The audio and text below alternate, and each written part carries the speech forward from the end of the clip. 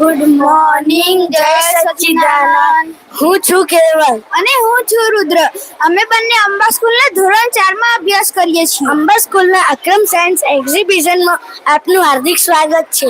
તમને ખબર છે અંબા સ્કૂલમાં અમારો સ્પેશિયલ પિરિયડ હોય છે? તમને તો ખબર જ હશે ને, અક્રમ સાયન્સ. તો ચાલો હવે આપણે અક્રમ સાયન્સ એક્ઝિબિશન સમજીએ. આખું એક્ઝિબિશન ટોટલ 6 ભાગમાં વહેંચાયેલું છે. પહેલા ભાગમાં આપણને વિશે જાણવા મળશે. અને એટલું જ નહીં, જેમ કે ફરિયાદ, પોઝિટિવ શબ્દોની અસર, એ બધું પણ જાણવા મળશે. તો ચાલો શરૂ.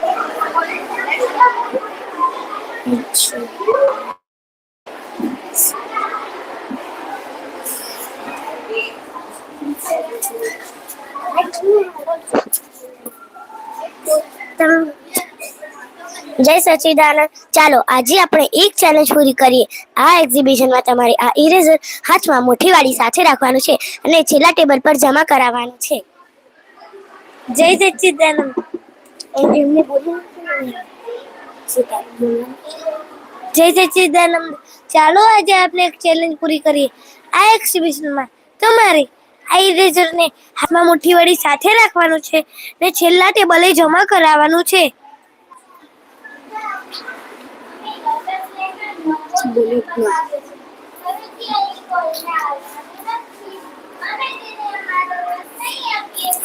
જય સચ્ચિદાનંદ. તમને શું લાગે છે, જો હું આ યુપીને પાણીમાં નાખીશ તો એ તરશે? ચાલો જોઈએ. અરે, આ તો ડૂબી ગઈ.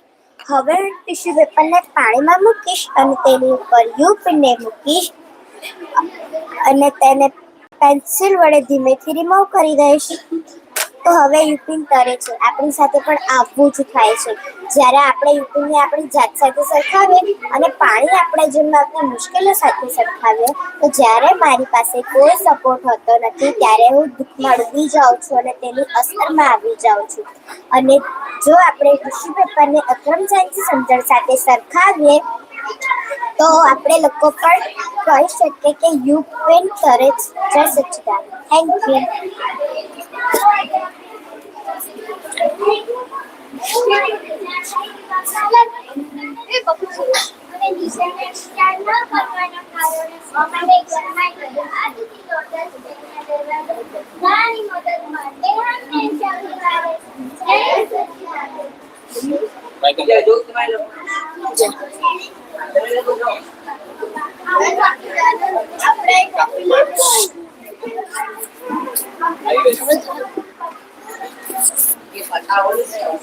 એક ઊંચા ઝાડ પર ચકલી અને પોપટ વાતો કરી રહ્યા હતા. આપણે કેટલા લકી છીએ કે આપણને આપણા માળામાંથી આવું સુંદર લોટસ લેન્ડ દેખાય છે. કેવું કહેવાય, એક બાજુ આવું સુંદર લોટસ લેન્ડ છે અને બીજી બાજુ આવી સાવ ઉજ્જડ જમીન. નથી, બે સૂરજમુખીના ફૂલ તો દેખાય છે. ત્યાં તો એક મધમાખી લોટસ લેન્ડની મુલાકાત આવી. લોટસ લેન્ડની ગ્રીન ક્રીના એનો રસ્તો રોકી લે છે. અહીં કોઈને એન્ટ્રી નથી.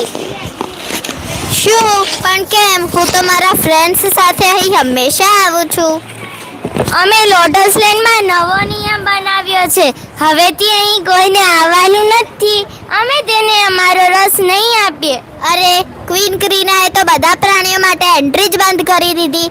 હવે હું શું કરીશ? તું દુઃખી ના થા, બાજુમાં જ હેપી લેન્ડ છે, ત્યાં તું જઈ શકે છે. મધમાખી હેપી લેન્ડમાં જાય છે. આવો આવો અને અમારો મીઠો રસ લઈ જાઓ. તમે કેટલા મોટા મનના છો, અમને રસ પીવા દો છો? લગભગ 6 મહિના પછી. અરે અરે, શું થયું લોટસ લેન્ડને? જૂના છોડ મરવા લાગ્યા અને નવા છોડ ઉગી નથી રહ્યા. બધા લોટસ કેમ દુઃખી દેખાય છે? તારા નિયમના કારણે. તે તારા સુખ માટે લોટસ લેન્ડના દરવાજા બધા જ પ્રાણીઓ માટે બંધ કરી દીધા. અને સનફ્લાવર્સે તેમની મદદ કરવા માટે તેમનો વેલકમ કર્યો. સનફ્લાવર્સ તો બધા પ્રાણીઓની મદદ કરી રહ્યા હતા, પણ બદલામાં એમની જ મદદ થઈ ગઈ. ફૂલોનું મધ લઈને જતી વખતે તેઓ ફૂલોના બીજ જમીનમાં વેચતા ગયા. આમ કરવાથી ત્યાં ફૂલો ઉગી નીકળ્યા. ઓહો, બીજાને સુખ આપવાથી અમને પોતાને જ સુખ મળ્યું અને બીજાના વિચાર ન કરવાના કારણે અમે કરમાઈ ગયા. આજથી લોટસ લેનના દરવાજા બધાની મદદ માટે હંમેશા ખુલ્લા રહેશે. જય સચ્ચિદાનંદ.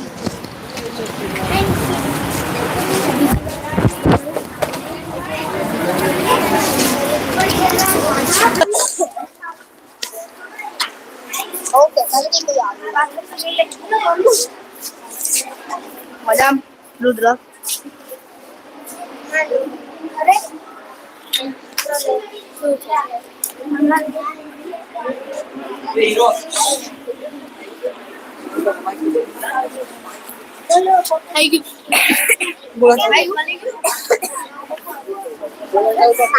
જય સચ્ચિદાનંદ. તમને શું લાગે છે આ ક્લેને હું પાણીમાં નાખીશ તો એ તરશે કે ડૂબશે?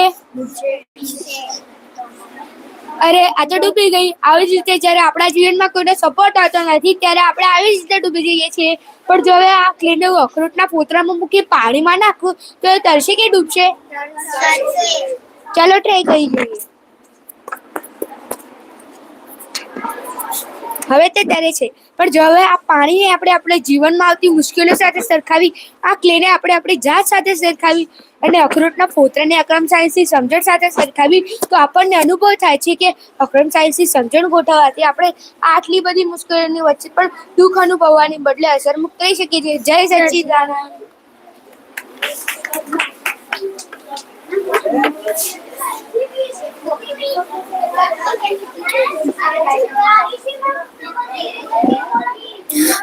આપણે અક્રમ સાયન્સ વિભાગ પર જતા પહેલા એકવાર રિકેપ કરી લઈએ.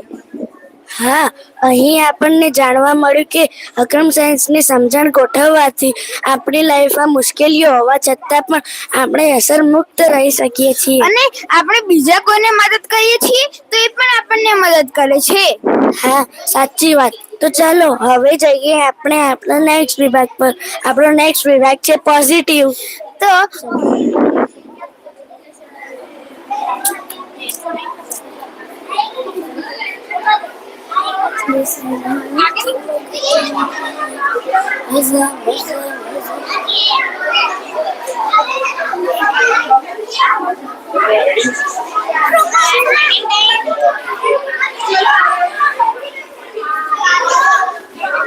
જય સચ્ચિદાનંદ. દાદાશ્રી કહે છે કે પોઝિટિવિટી એટલે શું? કશું કાઢવું નહીં, કશું ખસેડવું નહીં, માત્ર ઉમેરવું. તો ચાલો આ વાક્ય સમજવા આપણે એક પ્રયોગ કરીએ. ધારો કે આ ગ્લાસ એ આપણું મન છે. હવે આ ગંદુ પાણી એ નેગેટિવિટી છે. હવે આ નેગેટિવિટી એ હું મારા મનમાં નાખું. તો હવે આ નેગેટિવિટીને કાઢવા આપણે શું કરવું જોઈએ? તમને ખબર છે? હા, તેમાં આપણે નવું પાણી ઉમેરવું જોઈએ. તમે થોડા નજીક છો પણ આપણે સારા સારા શબ્દો બોલવા જોઈએ, પોઝિટિવ રહેવું જોઈએ. મેં જેમ કીધું એમ મારી પાસે આ પોઝિટિવિટી એ પાણીના રૂપે છે. તો હવે આ પોઝિટિવિટી એ હું મારા મનમાં નાખું.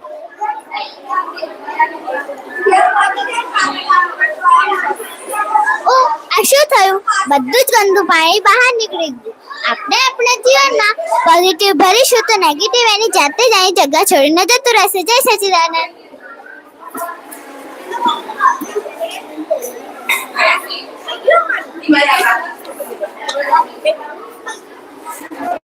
સચ્ચિદાનંદ, શું તમને ગુલાબનો છોડ પસંદ છે? કેમ પસંદ છે?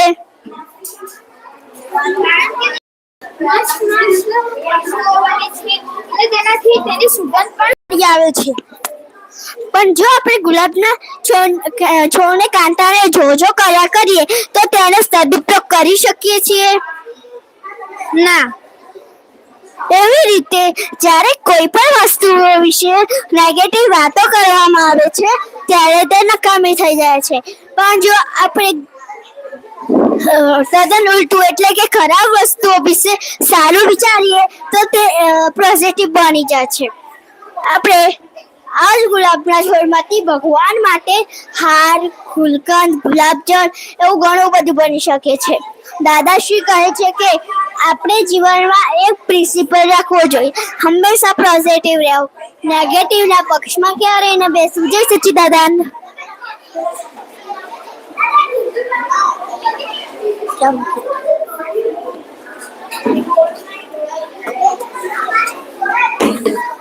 જય સચ્ચિદાનંદ. ચાલો આજે આપણે સાપ સીડી રમીએ. એ પણ એક અલગ જ વેમાં. આપનો પ્લે એરિયા છે. સીડી પર પોઝિટિવ્સ લખેલા છે અને સાપ પર નેગેટિવ્સ લખેલા છે. જો તમે રમતા રમતા સીડી પર આવો છો તો તમે કંઈક પોઝિટિવ કરી છો, તેથી તમે ઉપર જઈ શકશો. જો તમે કંઈક નેગેટિવ કર્યું છે તો તમે નીચે ઉતરી જશો. તમે આ ગેમના મેક્સિમમ 5 દાવ રમી શકશો. જો તમે રમતા રમતા રેડ બોક્સ પર આવશો તો તમારે એ નંબરનું રેડ કાર્ડ ઉપાડવાનું રહેશે, અને જો તમે રમતા રમતા ગ્રીન બોક્સ પર આવશો તો તમારે એ નંબરનું ગ્રીન કાર્ડ ઉપાડવાનું રહેશે.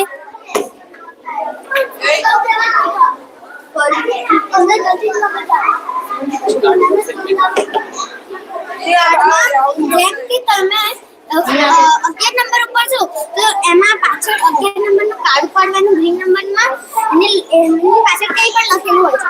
જેમ કે અહીંયા લખેલું છે નાનીની કૃપા ઉતરતી હોવાથી તમે 77 નંબર પર જાઓ છો. એમ જ રેડ કાર્ડ પર પણ એવું જ હોય છે, પણ તમે જેમ અહીંયા ગ્રીન કાર્ડમાં ઉપર જાઓ છો એમ રેડ કાર્ડમાં તમે નીચે ઉતરો છો. જય સચ્ચિદાનંદ.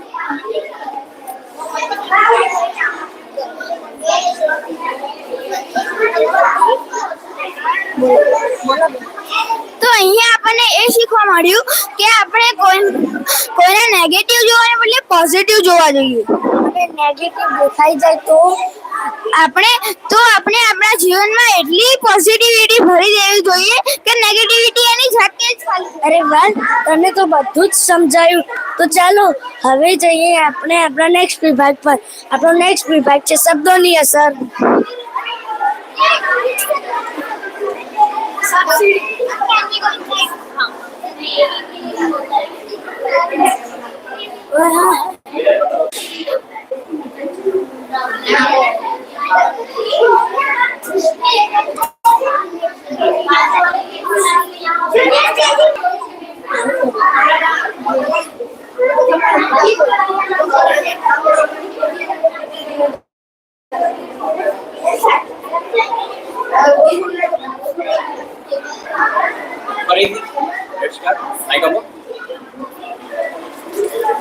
જય સચ્ચિદાનંદ.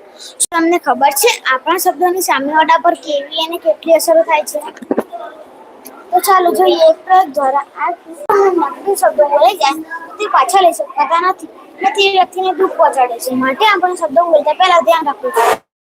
જો ક્યારેક આવા નેગેટિવ શબ્દો બોલાઈ જાય તો તે વ્યક્તિના અંદર ભગવાન પાસે માફી માંગી લેવી જોઈએ. જય સચ્ચિદાનંદ.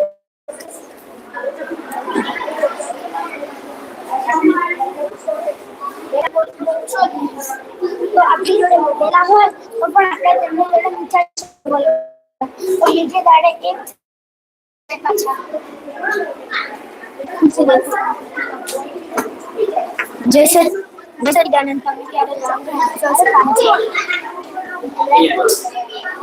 જય સચ્ચિદાનંદ. તમે ક્યારેય ચોકલેટ સોસ ખાધો છે? હા. તમને પસંદ છે? તમને ખબર છે આ ચોકલેટ સોસ કોકો પાવડર માંથી બને છે? તો ચાલો ટેસ્ટ કરીએ કોકો પાવડર. પણ ટેસ્ટ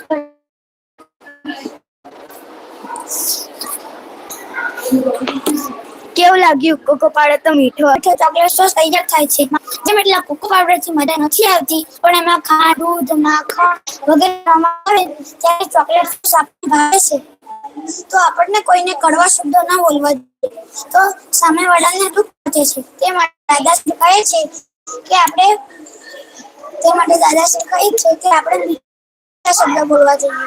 અને મીઠા શબ્દો ન નીકળે તો બોલવું ના જોઈએ. આપણે વધેલા હોય તો પણ આપણે તેની જોડે શું બોલવું જોઈએ તો બીજે દાડે એક થઈ જાય પાછા.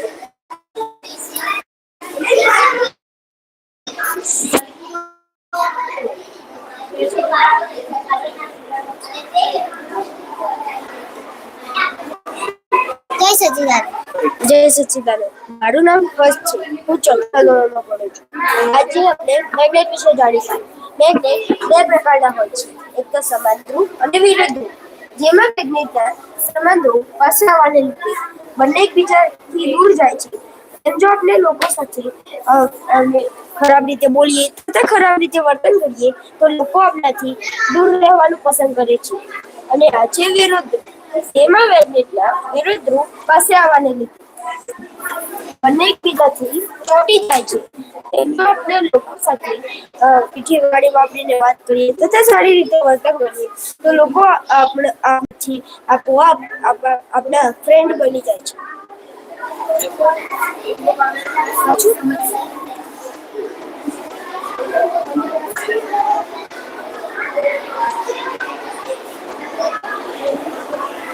આપણે આપણા અત્યાર સુધી આપણે આવી નાની કેટલી ફરિયાદ કરી છે. કુદરત તને સમજાયું ગુસ્સો કરવાનું પરિણામ? હા, ગુસ્સો કરવાનું પરિણામ જાનવર ગતિમાં આવે છે કે જેનાથી આપણને તો નુકસાન અલાઈવ છે. અલાઈવ છે. મેમ આ તો હા પડે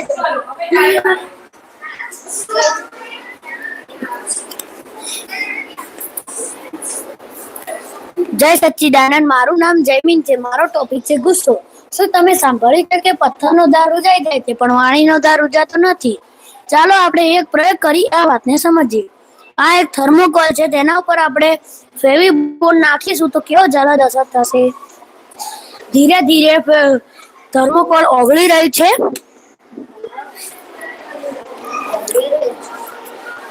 તેવી જ રીતે આપણા ગુસ્સાવાળા અને તંતીલા શબ્દોની સામેવાળાના હૃદય પર આવો જ અસર થશે. દાદાશ્રી કહે છે કે જગતમાં છાતીએ ધાર વાગતા તે 100 આવતા સુધી ના જાય. માટે આપણે લોકો પર ગુસ્સો નીકળતા પહેલા એકવાર વિચાર કરવો જોઈએ. જય સચ્ચિદાનંદ.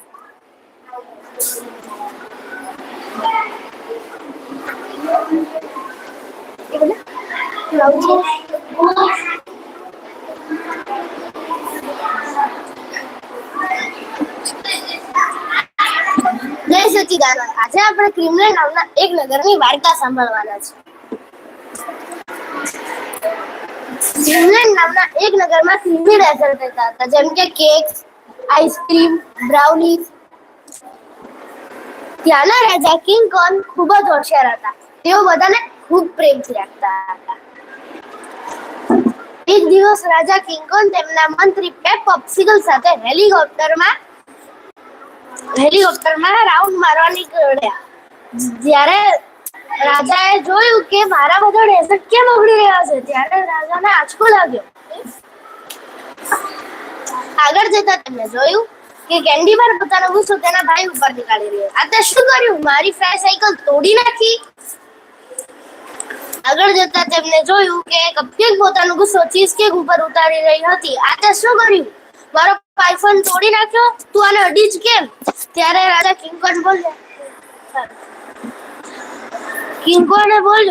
કિંગકોંગ આનો ઉપાય શોધવા માટે અંકલ કુકી એન્ડ ક્રીમ પાસે ગયા. અંકલ કુકી એન્ડ ક્રીમે કહ્યું કે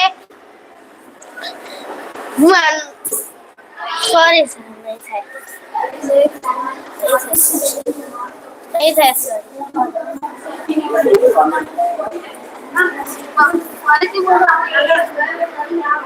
ત્યાં જ રાજા કિંગ કોંગ રાજબાના વડીલ માર્ગદર્શક અંકલ કુકી એન્ડ ક્રીમ પાસે જાય છે. અંકલ કુકી એન્ડ ક્રીમે રાજમહેલ ઉપરથી જાહેર કર્યું કે વહાલા નગરવાસીઓ, આજે ક્રીમ લેન્ડમાં કોન્ટેસ્ટ હશે. જેનો શેપ સૌથી સારો હશે તે આ કોન્ટેસ્ટ જીતશે. આ સાંભળીને બધા ડેઝર્ટ્સ પોતાનો શેપ જોવા અરીસામાં જાય છે. ત્યાં તેમને જોયું કે ઓ નો, મારો શેપ આટલો વિચિત્ર કેમ થઈ ગયો છે? મારો ક્રીમ આટલો ઓગળી કેમ રહ્યું છે? ત્યાં જેનિલા સન્ડે બોલી કે જુઓ અંકલ કુકી એન્ડ ક્રીમ ઓગળી રહ્યો નથી. આવું કેમ? અંકલ કુકી એન્ડ ક્રીમે કહ્યું કે મારાથી કોઈને દુઃખ અપાઈ જાય કે ગુસ્સો થઈ જાય તો હું તેની દિલથી માફી માંગી દઉં છું અને ફરી આવી ભૂલ ક્યારેય પણ ના કરે એવું નક્કી કરું છું. આ સાંભળીને કેન્ડીબાગ તેની ફ્રાય સાયકલ ચીઝ તેના ભાઈને આપીને કહે છે કે મેં તારા ઉપર ગુસ્સો કર્યો તે માટે સોરી. અને કપકેક તેના પાયફોન ચીઝ કેકના હાથમાં આપીને કહે છે કે મેં તારા ઉપર ગુસ્સો કર્યો તે માટે સોરી. તારે મારો પાયફોનની જ્યારે પણ જરૂર હોય ત્યારે તું લેજે. બધા ડેઝર્ટ પોતાના ઓરિજિનલ શેપમાં આવી ગયા અને ક્રીમલેન્ડના બધા જ વાસીઓ એવું નક્કી કર્યું કે આપણે કોઈના ઉપર પણ ગુસ્સો નહીં કર્યો અને કોઈના ઉપર ગુસ્સો થઈ જાય તો માફી માંગી લઈશું અને દિલથી પ્રતિક્રમણ કરીશું. જય સચિદાનંદ.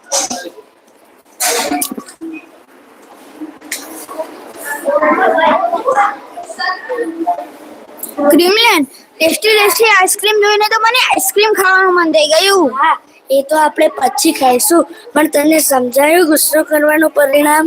હા, ગુસ્સો કરવાનું પરિણામ જાનવર ગતિ આવે છે કે તેનાથી આપણને તો નુકસાન થાય જ છે અને સાથે સાથે સામેવાળાનું હૃદય પણ તૂટી જાય છે. હા, સાચી વાત. તો ચાલો હવે જઈએ આપણે આપણા નેક્સ્ટ વિભાગ પર. આપણો નેક્સ્ટ વિભાગ છે ધારણ શક્તિ.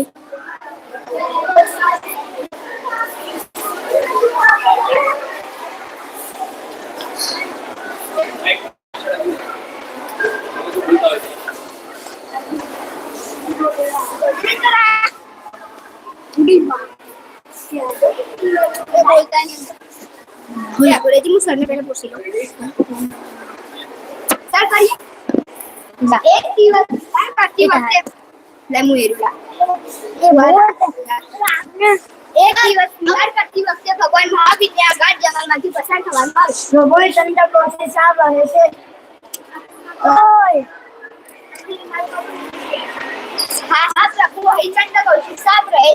અને આ સાપ તેને રસ્તે આવનાર કોઈને પણ છોડતો નથી. અમે આ જ રસ્તે વિહાર કરીશું કારણ કે હવે સાપનું કલ્યાણ કરવાનો સમય આવી ગયો છે.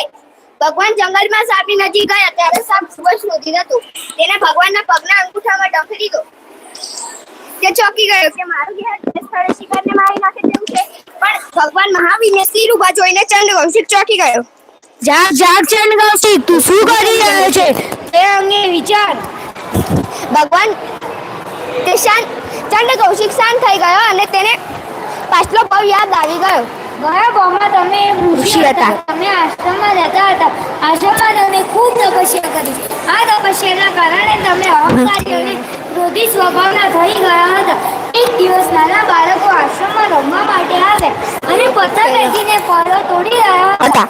આ જોઈ તમે હાથમાં કુંવારી લઈને જો તમે રસ્તામાં પડી ગયા અને તમારી પોતાની જ કુંવારીએ તમારું માથું કાપી નાખ્યું, તમે ભયંકર ક્રોધ સાથે મૃત્યુ પામ્યા. અને તમારો જન્મ ભયંકર સાપ તરીકે થયો. આમ તેના હૃદયમાં હણાગતિ અને પછતાવાની લાગણી સાથે તે ભગવાનના ચરણોમાં નમ્યો.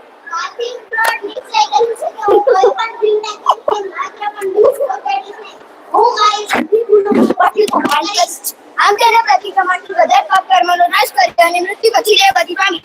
જય સચ્ચિદાનંદ.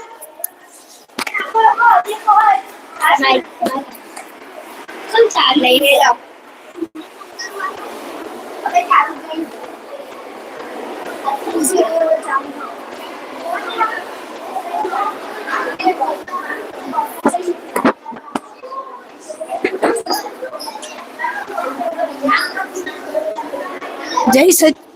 જય સચ્ચિદાનંદ. જેમ આપણા શરીરના હાથ, પગ મોટું બહારથી જોઈ શકાય તેવું હોય છે, તેવી જ રીતે ચિત્ત આપણા શરીરનો સૂક્ષ્મ ભાગ હોય છે. તેનું કામ દિવસભરમાં આપણે જેટલી વસ્તુ જોઈએ છે તેના ફોટા પાડવાનો અને તેને સેવ કરવાનું છે. ધારી લઈએ કે આ પાણી એ શુદ્ધ ચિત્ત છે. જો ચિત્ત શુદ્ધ હોય તો ટીચર જે કંઈ પણ શીખવાડે તે આ લીંબુની જેમ આપણા ચિત્તમાં રજીસ્ટર થઈ જાય. હવે જોઈએ મીઠાવાળું પાણી. શુદ્ધ પાણીમાં મીઠું એડ થતું જાય તો તેની ઇમ્પ્યોરિટી વધતી જાય અને લીંબુ પાણીમાં જઈ ન શકે, ઉપર જ તરે. તેવી રીતે લીંબુ પાણીમાં રહી ન શકે, ઉપર જ તરે. તેવી રીતે વધારે પડતું ટીવી, મૂવી, ઇન્ટરનેટ, કુસંગ વગેરેથી ચિત્ત અશુદ્ધ થાય છે. પછી આપણે ગમે તેટલા પ્રયોગ કરીએ, નવો ડેટા સેવ થઈ નહીં શકે. તેથી આપણે ટીવી, મૂવી, ઇન્ટરનેટ, કુસંગ ઓછું જોવું જોઈએ.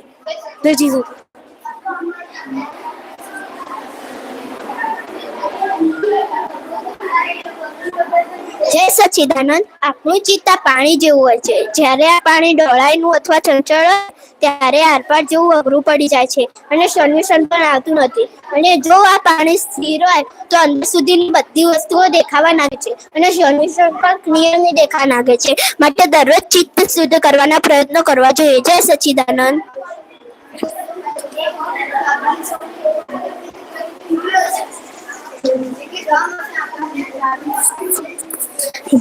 જય સચ્ચિદાનંદ. શું તમે એવા લોકોને જોયા છે કે જેમને એક જ વાર સાંભળ્યા પછી તરત જ યાદ રહી જાય છે? શું તમને ખબર છે કે ચિત્તનું મુખ્ય પર ધારણ શક્તિ કરવું છે? તો ધારણ શક્તિને સપોર્ટ કરવા માટે આપણે પણ એક સાયન્ટિફિક ટેકનિક વાપરી શકીએ છીએ, જે ચાર્ટમાં દર્શાવેલી છે. જો આપણે એક એક્ટિવ લિસનર બનીશું તો તે આપણને મદદરૂપ થશે. જેમ કે WBL એટલે કે હોલ બોડી લિસન, જે ચાર્ટમાં દર્શાવેલું છે. આ ચાર્ટ એવું સૂચવે છે કે સાંભળવું એ ફક્ત કાનનું જ ફંક્શન નથી, પણ જુદા જુદા બોડી પાર્ટ્સ અને ઇન્દ્રિયનું પણ કામ છે. જેમ કે આ ચાર્ટનું નામ છે એકાગ્રતા ચાર્ટ. કાન ધ્યાનથી સાંભળીશું, આંખો બોલનાર સામે રાખીશું, બોલવા માટે વારાની રાહ જોઈશું, ચહેરો બોલનાર સામે રાખીશું, કઈ બોલવું હોય તો હાથ ઊંચો કરીશું અને સ્થિરતાથી બેસીશું. આવા નાના નાના ફેરફારને લીધે આપણે ઘોંઘાટ અને ડિસ્ટર્બન્સ સાથે બચીને ફૂલ એકાગ્રતા સાથે રહી શકીએ છીએ. જય શ્રી રામ.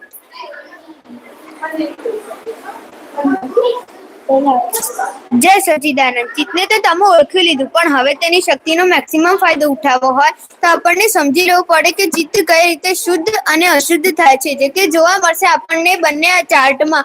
મને બહુ ગમતી વસ્તુઓ, ટીવી, મોબાઈલ, મૂવી, ફિલ્મી ગીતો અને વિડીયો ગેમથી ચિત્ત અશુદ્ધ થાય છે. ચિત્તને શુદ્ધ કરવા માટે દાદા ભગવાન અસીમ જય જયકાર, દ્રઢ નિશ્ચય, શક્તિ માંગવી, પ્રતિક્રમણ, પ્રખ્યાખાન અને પ્રાર્થનાથી ચિત્ત શુદ્ધ કરીને તો પહેલો નંબર લાવીશ. ટીવી, મૂવી, ઇન્ટરનેટ થી ચિત્તનો આટલો બધો બગાડ થતો હશે એ તો પહેલી જ વાર જાણ્યું.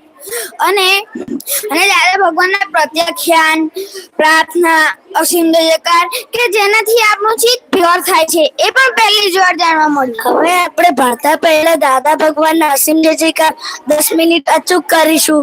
હા, જરૂર. તો ચાલો હવે જઈએ આપણે આપણા નેક્સ્ટ વિભાગ પર.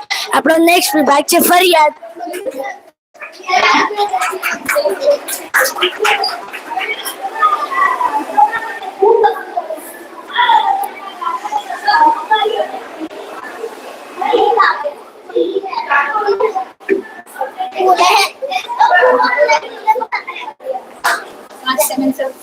જય સચ્ચિદાનંદ. તમે ઇરેઝરને લઈને અહીં સુધી આવ્યા તો તમને કેવું લાગ્યું? શું તમને ગમ્યું? ના. શું તમને કે વચ્ચે ઇરેઝર છોડી દેવાનું થયું હતું? હા. ન હતું ગમતું છતાં પણ પકડવું પડ્યું હતું. એવી જ રીતે આપણે બીજા ફરિયાદો આપણને પોતાને નુકસાન પહોંચાડતી હોવા છતાં, આપણે પોતાને ડિસ્કમ્ફર્ટ હોવા છતાં આપણે એને પકડી રાખીએ છીએ.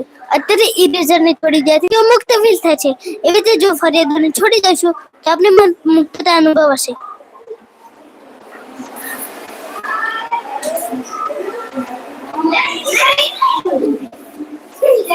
જય સચ્ચિદાનંદ. શું તમને કોઈ અડચણ વખતે ફરિયાદ ઊભી થાય છે? તમે મને કહો, કોઈ પણ સાધન જેમ કે બ્લેન્ડર, મિક્સર, ઝરણી વગેરે દહીંમાંથી જો માખણ છૂટું પાડવું હોય તો પાડી શકાય? જો આ દહીંને ખૂબ જોરથી આ કાચની બરણીની અંદર અમુક સમય સુધી હલાવવામાં આવે તો દહીંની અંદર રહેલું માખણ છૂટું પડે છે. આપણે માખણ બનાવવા માટે જે સાધન યુઝ કરીએ છીએ જેમ કે બ્લેન્ડર, મિક્સર, એમાં પણ સેમ આવું જ થાય છે. બ્લેન્ડર કે મિક્સરની મદદથી દહીંની અંદર રહેલું માખણ છૂટું પડે છે. માટે જો આપણે એવું માનીશું કે અડચણ એ સારી વસ્તુ છે તો જ આપણે આગળ વધી શકીશું. અડચણ એ ખરાબ છે એવું કહીશું તો આપણે અટકી જઈશું અને આપણી પ્રગતિ પર રૂંધાઈ જશે. જય સચ્ચિદાનંદ.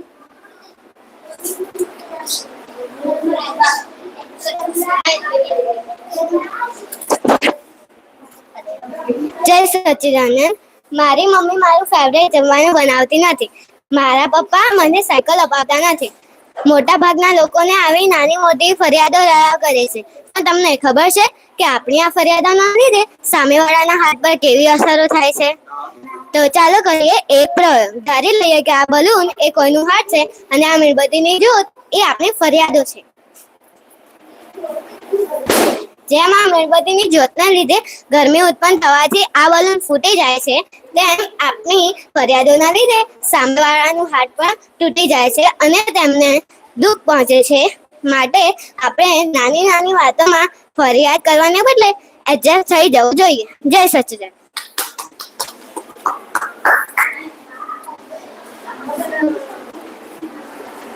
આપણે આટલી નાની નાની કેટલી ફરિયાદ કરી હશે, અને મુશ્કેલીઓમાં પણ ફરિયાદ કરવાને બદલે આપણી પ્રગતિ રૂંધાય છે. અને આપણે ફરિયાદ કરવાને બદલે એડજસ્ટમેન્ટ લેતા શીખી જવું જોઈએ. હા, સાચી વાત છે.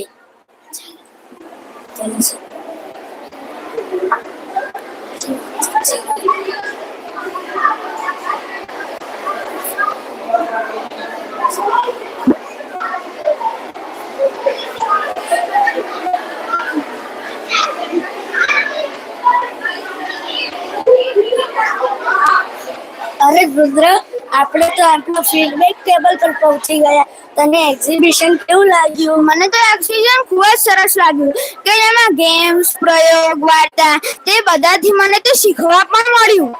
હા, મને પણ ગમ્યું. તો શું કહો છો પેરેન્ટ્સ, તમને પણ મજા આવી ને? તો પેરેન્ટ્સ નીચે કમેન્ટ સેક્શનમાં ફીડબેક આપવાનું ચૂકતા નહીં. જય સચ્ચિદાનંદ. બાય બાય, ફરી મળીશું.